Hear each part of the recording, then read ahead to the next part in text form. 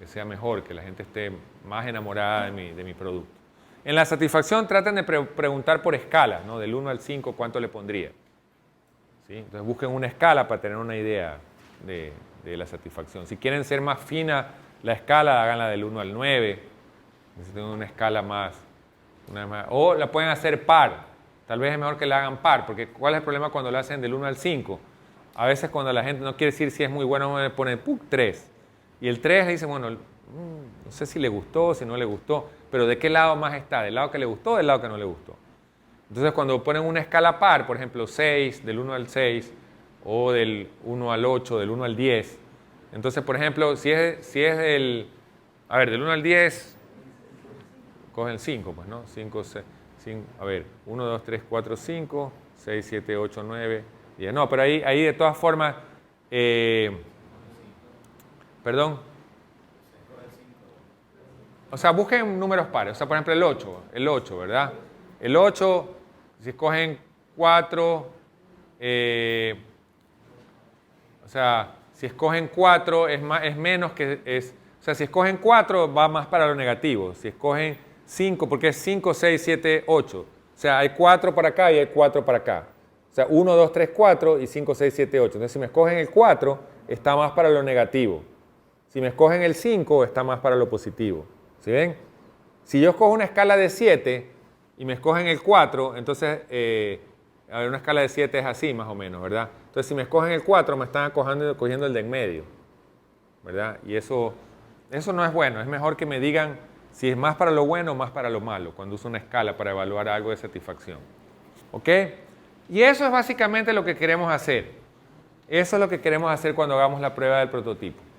¿Alguna pregunta sobre el proceso de construir el prototipo, el proceso de la prueba y el resultado que queremos obtener? ¿Está claro para ustedes? ¿Sí? Eso es lo que vamos a hacer el martes. Y nos vamos a tomar prácticamente toda la hora para hacerlo. Porque son 6 usuarios que van a probar, pónganle a 20 minutos cada uno, más o menos, se nos van las 2 horas. ¿Sí? Eso es lo que vamos a tomar. La idea es que sea un poco menos de 20, ¿sí? Pero esa es la idea. Entonces, ¿qué tienen que traer preparado? Lo que tienen que tener preparado para hoy día, ¿verdad? Los escenarios y el prototipo. Entonces, lo voy a poner como segunda tarea otra vez para el martes para que me traigan eso. Ok, ¿no hay preguntas? ¿Está claro? ¿Todos de acuerdo?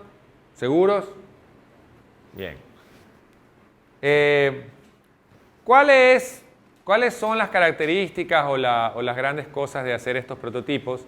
Bueno, es un proceso creativo y de lluvia de ideas y me permite poner a prueba, considerar ideas rápidamente. Eso es un poco lo bueno de trabajar con prototipos. O sea, rápidamente puedo poner a prueba las ideas que tengo. La otra cosa interesante es que los diseños no tienen que ser completos. La primera cosa es que no van a poder probar todos los casos de uso, es imposible, son demasiados. Lo que ustedes van a tratar de escoger es los más importantes. Entonces es un diseño incompleto, pero es un diseño incompleto que les ayuda a remover gran parte de los problemas.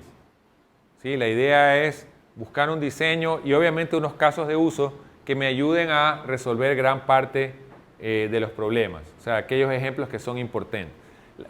La otra cosa buena de hacer prototipos, que ya lo mencioné anteriormente, es que me permiten que el usuario tenga una mejor idea de qué se trata. E incluso a veces de algunas limitaciones que puedo llegar a tener. Esa es una ventaja. Porque el usuario no se imagina necesariamente cómo es la aplicación hasta que no la ve. Ustedes la tienen, cuando ustedes hablan con él, esto es bien interesante, miren la diferencia entre el usuario y el diseñador. Cuando ustedes hablan de él, de la aplicación, ustedes ya se la están imaginando, ¿no? Sí, puede tener esta pantalla, puede ser así, bla, bla, bla. Pero él no tiene ni idea.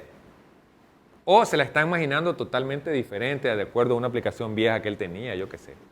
¿Sí? Entonces, es súper bueno. Esto me va a saltar porque esto es algo un poquito viejo. Estas son herramientas que había antes para hacer. Hay algunos problemas también con los prototipos low-fi. Hay algunos problemas. ¿Cuáles son los problemas? Un primer problema es que no permite mapear muy bien la pantalla, ¿no? O sea, yo voy a hacer mi dibujo, las proporciones no van a ser las mismas, el brillo no va a ser el mismo, o sea, no es realmente una pantalla, es un papel. Si le uso colores, igual los colores no se van a ver igual, no es lo mismo. No mapeo directamente, no es real. Y cuando no es real, hay un efecto con el usuario, es que el usuario está tanta vaina para revisar unos garabatos, no puede pensar. Entonces, el usuario no tiene ese feeling de que es una aplicación de verdad, o sea, es como de caricatura. A algunos usuarios no les importa realmente, pero hay otros que sí como que, ok, hagámoslo ya, pero no le agrada demasiado. Porque él, como todos nosotros, nos urge tener la aplicación rápido, nos urge poder usar lo que tenemos que usar lo más rápido posible. Otro problema es que yo no puedo sostener la aplicación en la mano y no puedo realmente simular, o sea, no es lo mismo tener el celular en la mano que trabajarlo sobre una mesa en unos papeles. Entonces, pierdo esa. Entonces, por ejemplo, si hay cosas que ustedes van a hacer el acelerómetro, van a tener que simularlo, van a tener que agarrar un espumafón, algo, y el usuario lo va a tener que como que mover y ustedes van a tener que jugar de alguna forma con lo que sale en la pantalla cuando lo mueven. Si es que, por ejemplo, ha habido jueguitos así, que la gente propone jueguitos y de alguna forma tienen que simular ese efecto que ocurre, ¿sí? Entonces, no tienen ese realismo. Otro problema en estos prototipos low-fi es que es lenta la prueba, ¿verdad? No es lo mismo, no es la misma velocidad del celular. Por más rápido que sea que haga de computadora, nunca es lo mismo. No hay ese efecto. Otro problema es que algunas cosas son difíciles de simular. Por ejemplo, si vamos a hablar de GSM y yo quiero que me muestre el punto donde realmente estoy ahorita, de GSM, de GPS, perdón. Si voy a hablar de GPS y yo quiero que simule exactamente, no puedo, pues o sea, está difícil, ¿no? O sea, aquí de pronto ya viene con el mapa de esta zona, ¿no? Y justo donde está el aula y me muestra el punto. Pero ya cuando prueban con un usuario en otro lado, ya puede ser difícil, ¿no? No es tan fácil. Miren lo que una vez hicimos un proyecto donde un grupo decidió trabajar con el Kinect. ¿Conocen el Kinect? ¿No? Es este dispositivo que viene en los Xbox y que permite jugar moviéndose y pues como una especie de cámara tridimensional que detecta mis gestos y mis movimientos. Y ellos hicieron un Pac-Man con el Kinect. Entonces, lo que hacían, la forma como lo manejaban es, movían el brazo para un lado, el come galletas ese del Pac-Man se movía para un lado.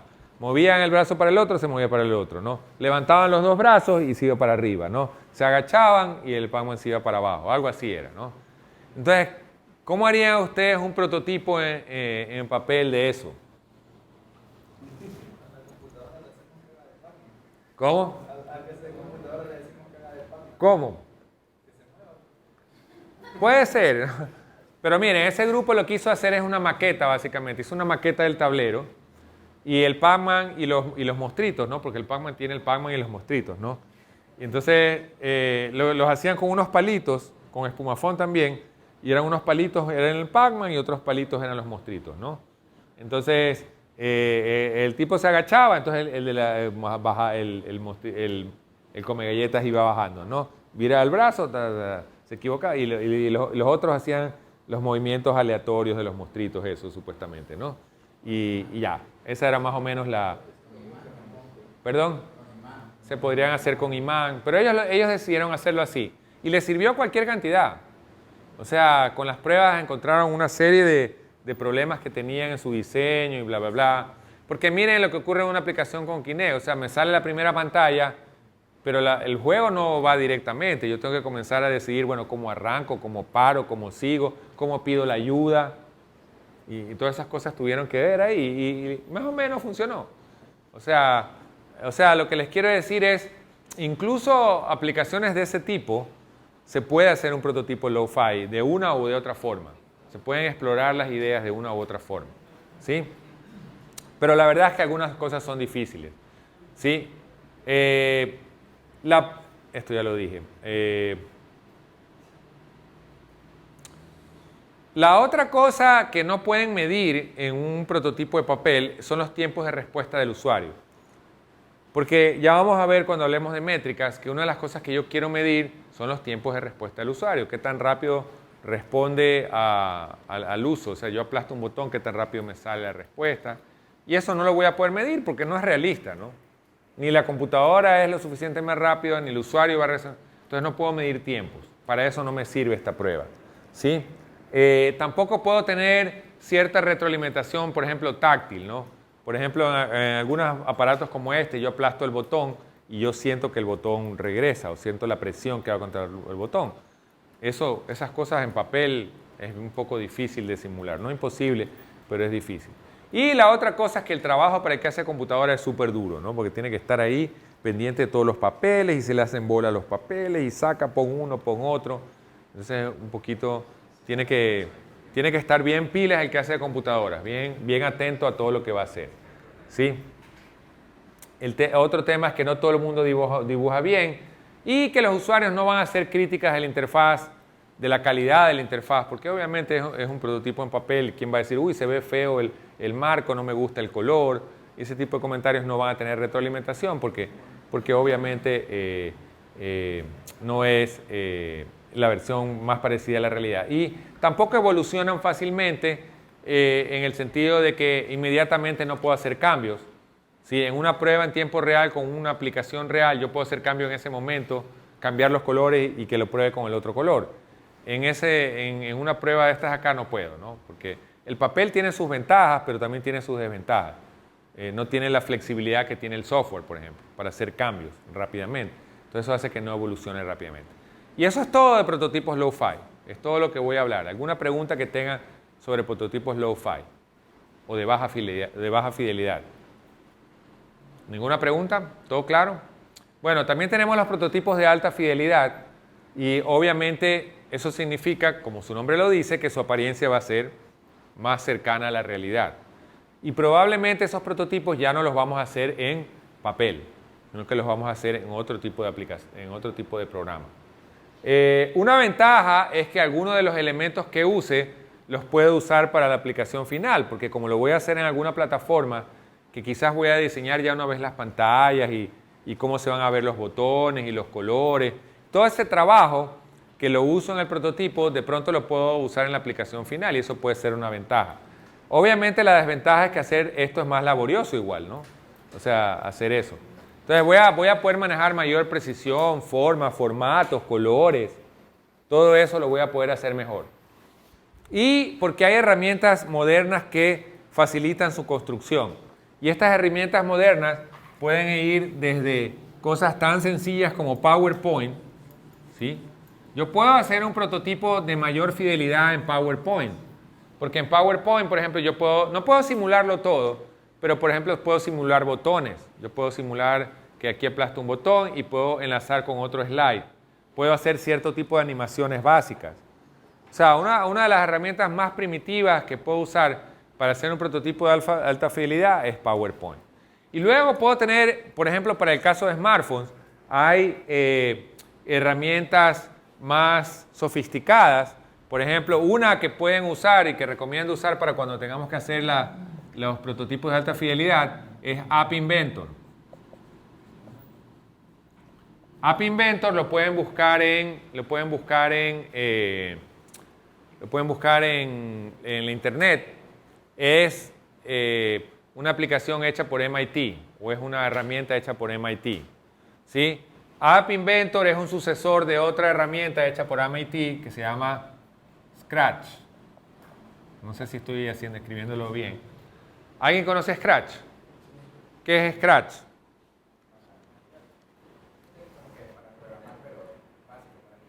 Ajá, es una forma de programar pero muy sencilla, ¿no? Es como MIT creó algo que es como una especie de Lego de la programación, ¿sí? Entonces, en Scratch uno puede, por ejemplo, programar animaciones, uno puede definir, hay un objeto y puede decir que voy a mover el objeto y todo eso, y yo qué sé, pues y los comandos son como unos bloques, ¿no? Por decir, y este dice mover un paso, entonces yo lo pongo este bloque sobre otro igual, que sea mover un paso, entonces se mueve 2 pasos. Y luego tengo unos como bloques así, que como que agarran a los otros y esos son como los lazos. Entonces lo que terminan haciendo la gente cuando programa en Scratch es que va armando como esta especie de Legos, ¿no? Y va haciendo los programas y todo eso. Y tiene una serie de herramientas para gráficamente manejar cosas. Entonces, App Inventor sigue ese mismo paradigma, pero en lugar de manejar jueguitos de objetos que se mueven y que se chocan y que no sé qué, lo que hace es manejar elementos de la interfase de un celular.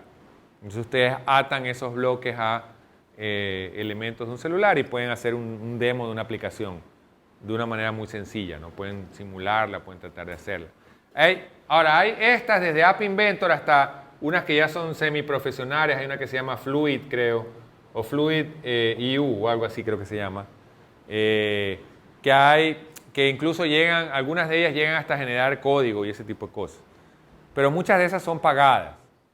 O sea, por ahí hay una que otra que les da licencias por cierta cantidad de días gratuitos, pero muchas de esas son pagadas. Entonces, todas estas herramientas son para prototipos en alta fidelidad, donde yo defino las pantallas, defino la secuencia, defino este botón a dónde me manda, qué hace, pero no necesito realmente programar mucho, sino que es simplemente como que defino la lógica de cómo las pantallas van armadas y más o menos qué ocurre. Esa es un poco la idea de los prototipos Hi-Fi. Entonces, la idea es que estos sean más rápidos que programar en un lenguaje común y corriente, que sea más fácil de hacer cambios, que yo pueda hacer varias versiones de la interfaz para la misma aplicación, que pueda ya manejar el tema de la consistencia, de cómo se va a ver mi aplicación, cómo se van a ver las diferentes pantallas. Y es fácil para mucha gente incluso manejar la herramienta e involucrar al resto del equipo. Sí, un poco la idea es, de hecho, algunas de estas las maneja incluso gente que ni siquiera programa, que nunca aprendió a programar, pero que más o menos puede entender la lógica y lo va armando y puede usarlo. ¿Sí? Entonces, el énfasis está en la construcción gráfica, en hacer los elementos, enlazarlos entre sí, en hacer diálogos, pantallas donde lleno datos, ese tipo de cosas. La parte de la lógica en sí, de ya el condumio de la aplicación que se conecte con una base de datos y haga esto y lo otro, eso ya es más complicado hacer en estas herramientas. Pero, bueno, en App Inventor se puede hacer muchas de esas cosas, pero la idea de estas herramientas no es que sean tan básicas, sino que puedan hacerse algunas cosas, que permita probar algunas cosas básicas de los aspectos funcionales y tratar de buscar una buena usabilidad. Usualmente muchas de ellas tienen un buen soporte del vendedor o del que los distribuye, hay ejemplos. En App Inventor, por ejemplo, hay muchos ejemplos hechos por mucha gente de muchas cosas y uno se los puede bajar y los puede probar. Y en otras herramientas también hay tutoriales, también hay bastantes ejemplos y este tipo de cosas. Ok, me voy a saltar estas de aquí porque estas herramientas son para otra cosa. ¿Cuáles son las desventajas? También tiene desventajas los prototipos Hi-Fi. Las desventajas son que el usuario cree que la aplicación está casi lista. Porque, wow, míralo, ya está, ya salió la pantallita. ¿Cuándo lo tiene? ¿La próxima semana? Digo, no, espérate un ratito, aquí todavía falta todo el condumio del programa real. Esto es simplemente esto es como se vería, ¿no? Pero no es. Entonces, ese es otro problema. Otro problema es que toma más tiempo. Porque obviamente las pantallas son de más calidad, son más laboriosas, entonces obviamente toma más tiempo hacer. Entonces comienzan a ver cuál es la lógica de por qué hacemos primero Lo-Fi. Porque yo no le voy a invertir a un prototipo que la gente a las finales me lo hace pedazos y no entiende nada y se confunde y hay millón de errores y tengo que redibujar todo. No tiene sentido hacerlo en unos Hi-Fi. Las primeras cosas básicas, lo ideal es hacerlo en Lo-Fi. Y cuando ya tengo una mejor idea, ya la parte de refinar ya la puedo ir calibrando más con el usuario sin tener que hacer tantos cambios de dibujo, ni de rediseño, ni de repintado, ni de volver a armar las partecitas de la pantalla. Otro problema que tienen estas herramientas es que se pierde la creatividad. Porque cuando yo trabajo en papel, yo soy amo y señor del papel y yo puedo dibujarlo como yo quiera. Los botones pueden verse como yo quiera, los gráficos pueden verse como yo quiera, o sea, yo tengo control absoluto. Y eso me deja ser más creativo. Cuando yo trabajo en estas herramientas, limitan ya la creatividad. Entonces, otra razón para trabajar con Lo-Fi primero. Porque así puedo como que explorar la mejor idea y luego cuando ya comienzo a ver las herramientas, ya comienzo pues a entrar en las limitaciones que las herramientas me imponen. Pero cuando trabajo en Lo-Fi, puedo trabajar de una manera más fácil. ¿Ok? Bueno, eso creo que es Eso es lo que tengo en esta parte. ¿Alguna pregunta? ¿Ninguna pregunta? ¿Sí? Si estas herramientas al parecer son bastante básicas y no llevan tanto, no llevan código, mejor dicho. O llevan poco código, sí. ¿Por qué no pensar hacer algo básico o unos prototipos lo-fi en estas herramientas y probar ahí? Lo que pasa es que aún cuando es poco código, el trabajo en la parte visual de la herramienta igual es duro. Porque igual tienes que armar, a ver, déjame ver, esto del botón lo pongo aquí, esto lo pongo de color blanco, esto aquí déjame escoger un fondo mejor. Eso te toma tiempo. Aunque tú no lo creas. ¿Es lo mismo que lo que hago? No, en papel es mucho más sencillo porque no le vas a poner tanto detalle. En papel, por ejemplo, exploras un par de colores básicos, un par de ideas básicas, o la forma del botón, en lugar de hacerlo redondo lo haces cuadrado, pero ya está. Acá no, a ver, espérate, no, la letra se ve muy chiquita, el botón se ve muy grande, no quedó bien, deja ajustarlo. Piensen ustedes cuando están haciendo aplicaciones en las aplicaciones que han hecho hasta ahora. Piensen cuánto tiempo se demoran calibrando los detalles de la pantalla. ¿Se demoran o no se demoran en eso? Y eso que no están necesariamente pensando en hacerlo lo más fácil de usar. Están pensando que se vea más o menos nomás. Y ya les toma harto tiempo. Mover cosas y quitar y mover. Toma tiempo. Es mucho más rápido el papel. Mucho más rápido. Sí, mucho más libre, mucho más, te sientes más control de lo que haces. La razón es esa. O sea, realmente el ciclo es... No te enfocas mucho en los detalles en el papel. En cambio, en una herramienta de estas, la misma herramienta como que te invita a fijarte en los detalles. Sí, la misma herramienta te invita. Uy, se ve feo, no, déjame corregirlo. Uy, no quedó centrado, déjame centrarlo. En el papel ahí lo centras más o menos, ahí quedó. Ya sabes que es en papel. O sea, por eso digo, tampoco lo van a hacer a la patada, pero no, el papel no te invita mucho así a la perfección, digamos. Porque además, y esa es otra ventaja del prototipo Lo-Fi, porque sabes que no lo vas a usar, sabes que eso es para botarlo. Y ese despego te da libertad. En cambio, cuando trabajas en estas herramientas, dices, uy, estas pantallas después ya me pueden servir, entonces déjame hacerla más bonita, déjame ponerla mejor, déjame... Entonces, ¿cuál es el problema con eso? Que luego ya no quieres retroceder, ya no quieres decir, uy, no, ya lo voy a botar, este diseño no sirvió nada, todo quedó mal, el usuario no entendió nada. Te da dolor porque le has invertido tiempo ahí a acomodar las partes, ¿me entiendes? Aun cuando no sea lo más bonito del mundo, igual le estás poniendo esfuerzo. Ok, la última cosa, déjenme ver la última cosa.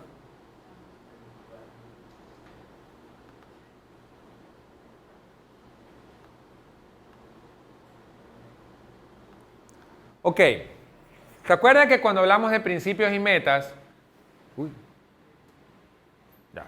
cuando hablamos de principios y metas, una cosa que dijimos es un principio, una guía, una regla y una meta no son lo mismo, ¿verdad? ¿Cuál es la diferencia entre una guía y una meta? En términos de interacción hombre-máquina. ¿Cuál es la diferencia entre una guía y una meta? Ajá.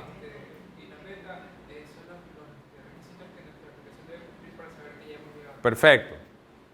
¿Verdad? Una meta son los requerimientos de usabilidad. O sea, cuando yo alcanzo la meta, sé que he terminado. Y una guía es la que me traza el camino. ¿Cuáles son los fundamentos que yo quiero aplicar en el diseño de esta aplicación? ¿Sí? La guía es la que rige mi... Esto es más o menos como los católicos los mandamientos, ¿verdad? Entonces, no robarás. Eso no es una meta. Chévere, llegué a los 40 años y no robé, cumplí mi meta. Esa no es la meta. Eso es nada más una guía de conducta. Yo no quiero robar, eso no es bueno. Ese no es el camino que quiero seguir. ¿Cuál es una meta? Ser un profesional exitoso. ¿Verdad? Obviamente tengo que definir una métrica. ¿Cómo digo que soy exitoso? Lo voy a decir en función de plata, lo voy a decir en función de que trabajo en lo que yo quiero hacer. ¿Cómo voy a medir el éxito? Ya depende de mí. ¿Sí? Obviamente los cómo inciden también en las metas de alguna forma, pero sí ven la diferencia entre una meta y una guía. Entonces, cuando vimos en las clases pasadas una guía y una regla que es un detalle de una guía, ¿verdad? Son herramientas para marcar el cómo voy a hacer mi diseño. Y las metas son a dónde quiero llegar. Entonces, los requerimientos de usabilidad son básicamente para establecer las metas. ¿A dónde quiero llegar en usabilidad en mi aplicación? ¿Qué es lo que marca a dónde llego? Entonces, típicamente yo puedo medir estas cosas. Por ejemplo, el rendimiento. ¿Qué es el rendimiento? ¿Qué tan rápido la gente tiene que hacer las cosas? O sea, yo puedo decir, yo quiero hacer una aplicación donde la gente no se demore más de esto en hacer tal cosa. Si se demora más de esto, significa que esta aplicación no es fácil de usar. ¿Sí? Eso es un poco o por ejemplo, no cometa más de tantos errores. Quiero ponerme una meta en términos de errores. O puedo decir en facilidad de aprendizaje. Yo quiero que la gente en 1 hora que está usando esta aplicación ya la domina. O en 10 minutos. O en 1 minuto. O en 2 días. Pero ¿cuál es la meta?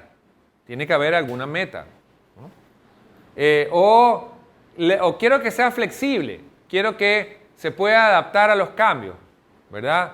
O sea, por ejemplo, yo qué sé, una cosa es usar la aplicación cuando estoy en ruido, cuando estoy sin ruido, cuando estoy con gente, cuando estoy sin gente. O si lo vamos a usar entre uno, lo vamos a usar entre varios. ¿Se puede adaptar o no se puede adaptar? ¿Tengo una meta de que se adapte o no me importa que se adapte o no? Otra es metas de actitud. ¿Cuál es la actitud que quiero que se genere en las personas cuando usan mi aplicación? ¿Verdad? Quiero que se sientan contentos, no me importa que se sientan contentos. Quiero que se sientan productivos, quiero que o aburridos o no aburridos, ¿verdad? Entonces, las métricas pueden ser de 2 tipos. O sea, si afinamos un poquito más estas cosas de la actitud y de los errores y todo eso, lo podemos llevar a 2 realmente. Pueden ser 2 cosas que quiero medir. La una tiene que ver con rendimiento, o sea, qué tan rápido o qué tantos errores o todo eso. Y la otra tiene que ver con satisfacción. Pero el rendimiento y la satisfacción pueden ocurrir en 2 momentos diferentes. O sea, ¿qué es lo que estoy quitando de lo anterior que les puse? Estoy quitando la parte de aprendizaje, por ejemplo. Porque lo que yo estoy haciendo aquí es diciendo, bueno, cuando una persona comienza a usar la aplicación, tiene un rendimiento. Cuando ya lleva un tiempo usándolo, probablemente tiene otro rendimiento. Piensen en ustedes, ¿quién sabe usar Photoshop? Hace la mano a alguien que sepa usar Photoshop. Ya, unos 3, 4, 5 de ustedes. Su rendimiento ahorita es igual que la primera vez que usaron Photoshop. Nada que ver, probablemente, ¿verdad? Photoshop es una aplicación súper dura de aprender a usar. Tiene demasiadas cosas, es súper compleja, o sea, es súper rica en funciones, pero también es súper compleja. Entonces, yo no puedo esperar hacer una medición al inicio y hacer una medición con una persona que lleva 1 año usándola y que sea igual la medición. ¿Sí está claro? Entonces, por eso es que el rendimiento puede ser medido de manera inicial o puede ser medido en el largo plazo. De igual cosa ocurre con la satisfacción. No sé si les ha pasado a ustedes que hay algunas aplicaciones que la ven por primera vez y dicen, uy, eso está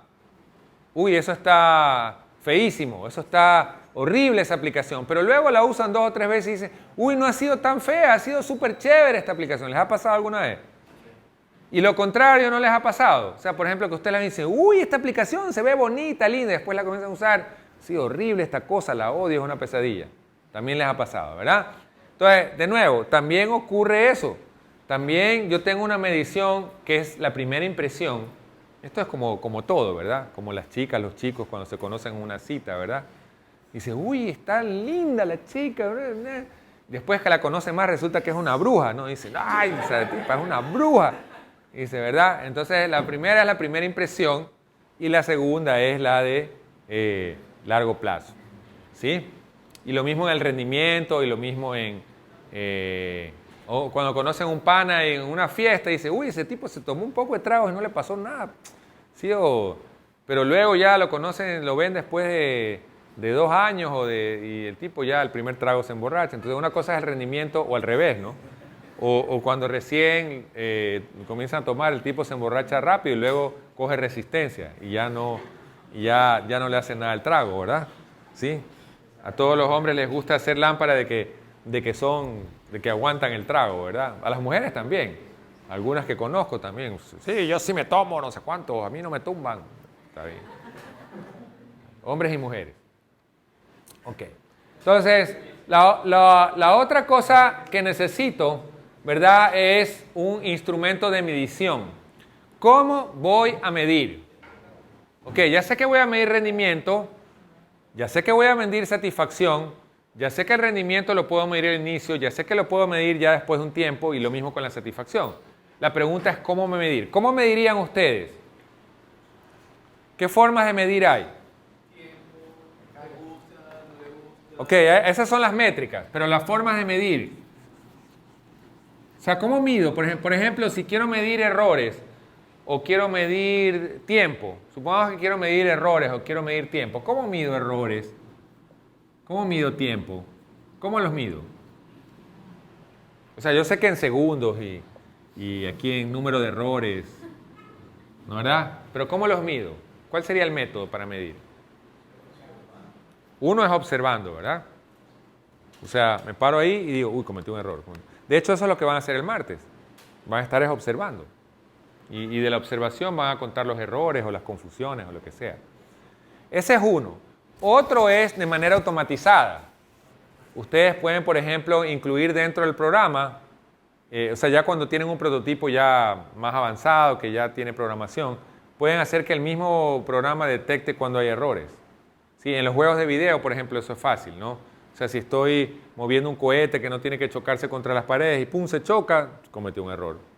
Pum, se choca, y así puedo contar cuántas veces se chocó en el tratar de llevar el cohete a hacerlo despegar, por ejemplo, yo qué sé. Entonces, la otra forma que tengo de medir es haciendo encuestas, haciéndole preguntas, ¿verdad? ¿Qué te pareció esto? ¿Qué te pareció lo de acá? Ahora, típicamente las que están asociadas a observación son de tipo objetivas. O sea, yo observo el rendimiento, observo los errores, observo los tiempos y los anoto. Entonces, estas medidas son objetivas porque no dependen de la opinión del usuario. Por eso se llaman objetivas, porque no dependen de la opinión del usuario. Las subjetivas obviamente dependen de la opinión y usualmente están asociadas a encuestas. Ahora, hay una cosa que es importante que tengan en cuenta y es que ambas tienen que ser cuantitativas. O sea, ambas tengo que llevarlas a números. O sea, por ejemplo, yo digo, o sea, yo no puedo decir, uy, sí hizo la prueba y le gustó, sí estaba contento, le pareció chévere, fue todo bien. Eso no es cuantitativo. Cuantitativo, yo le voy a hacer varias preguntas y le voy a decir, califícame del 1 al tal. Y entonces ahí es cuantitativo, porque ahí mido un grado de satisfacción. Puede ser que le haya gustado, pero hay una cosa que le gustó más y otra cosa le gustó menos. Y otra cosa no le gustó y otra cosa la detesta. Entonces hay niveles. Entonces pueden ser medidas objetivas o subjetivas, pero siempre son cuantitativas, ¿sí? Y ambas son importantes. ¿Ok? Entonces, ¿qué es lo primero que van a hacer? Van a definir cuáles son las métricas que quieren alcanzar en tiempo, en errores. O sea, ¿qué voy a medir? Tiempo, errores por unidad de tiempo, comentarios positivos, comentarios negativos, bla, bla, bla. Voy a establecer esas métricas. Voy a establecer cuáles son los niveles que quiero alcanzar. ¿Cuántos errores es el máximo que quiero tolerar?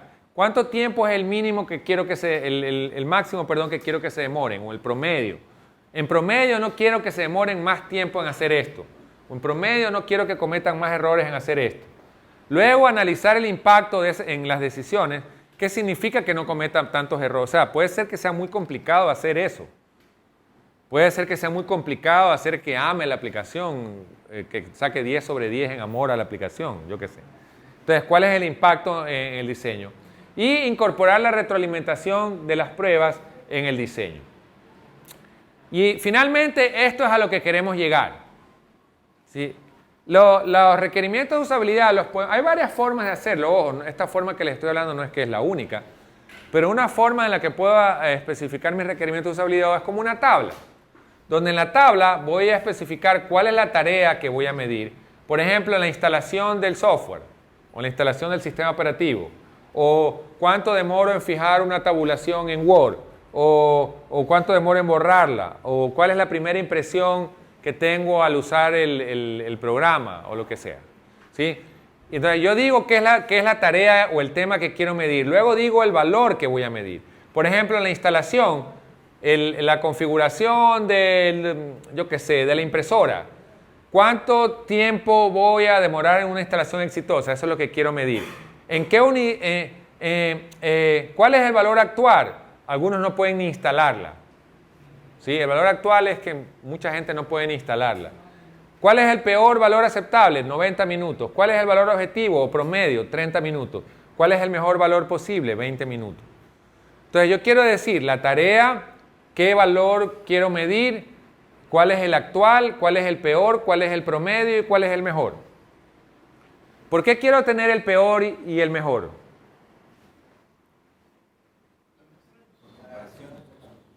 Porque quiero ver si alguien se llega a demorar más que el peor, ¿no?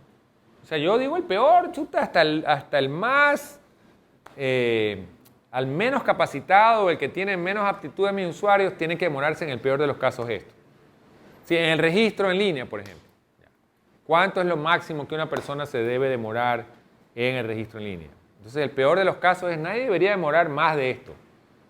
Y el promedio es más o menos sacando un promedio de todos los usuarios o de las pruebas de usuarios que haga, este es el promedio que quiere alcanzar. ¿Y cuál es el mejor que yo creo que se puede alcanzar? Al final alguien me sorprende y supera ese valor, pero ¿cuál es el mejor? Obviamente el más importante para mí es el promedio, ¿no? ¿Cuál es el promedio? El promedio es el más importante, pero quiero tener los extremos también para poder... Y bueno, aquí hay ejemplos de número de errores, de tiempo, por ejemplo, una calificación promedio que puede ser del 1 al 5, y puede ser que valor actual no exista. ¿Sí? Puede ser que valor actual no exista. ¿Sí? ¿Cuánto se demora en promedio un usuario actual? No lo sé porque no hay algo similar. Entonces, si no hay algo, pondré un signo de interrogación. Y si hay algo, aunque no sea mi aplicación, hay algo que tiene alguna alternativa, ¿cuánto demoran en la alternativa? ¿Sí? Por ejemplo, si no había autos y solo había buses y la gente se demoraba, yo qué sé, hora y media en llegar a la SPOL y yo inventé el auto y ahora hay el auto para llegar a la SPOL, entonces el valor a comparar, el valor actual es lo que demora el bus. Y el auto supuestamente va a ser mejor para llegar porque va a ser más rápido, entonces ¿cuál es el valor promedio en que en el auto yo creo que pueden llegar a la SPOL? Entonces, estoy dando un ejemplo funcional, no de interacción de máquina, pero es para un poco ilustrarles cuáles son las diferencias entre las mediciones. ¿Sí está claro? Y eso es el requerimiento de usabilidad. Entonces, ¿qué hago yo para saber cuándo mi proyecto está listo? Hago una serie de tareas ahí que son las importantes que yo quiero tener en mi aplicación y establezco cuál es la métrica, cuánto tiempo tienen que demorarse en hacer eso, cuántos errores, qué satisfacción quiero que tengan. Y cuando yo digo que mi aplicación está más o menos lista, lo pongo a prueba. Esto no lo voy a probar esta tabla no la defino para los prototipos, para el primer prototipo, para el prototipo en papel, para el segundo, para el tercero. Porque los prototipos en papel no hay cómo medir tiempos, no hay cómo medir de manera efectiva muchas de estas cosas. Pero sí cuando la aplicación está en un estado ya cerca de estar lista. Entonces, estos requerimientos son como mi meta. ¿Se acuerdan que hablábamos de la meta? Son la meta, hacia allá quiero llegar. O sea, no necesariamente es lo que tengo ahorita con mis prototipos, pero hacia allá es donde yo quiero llegar. ¿Ok? Y eso es. Bueno, aquí hay una explicación nada más de cada cosa, pero ya la expliqué. Eso es. Yo les voy a dar después ejemplos de requerimientos de usabilidad, se los subo al Facebook para que los tengan. ¿Alguna pregunta o alguna duda sobre esto? Con eso hemos terminado el contenido del parcial. Hemos cubierto todo lo del parcial. Terminamos el parcial.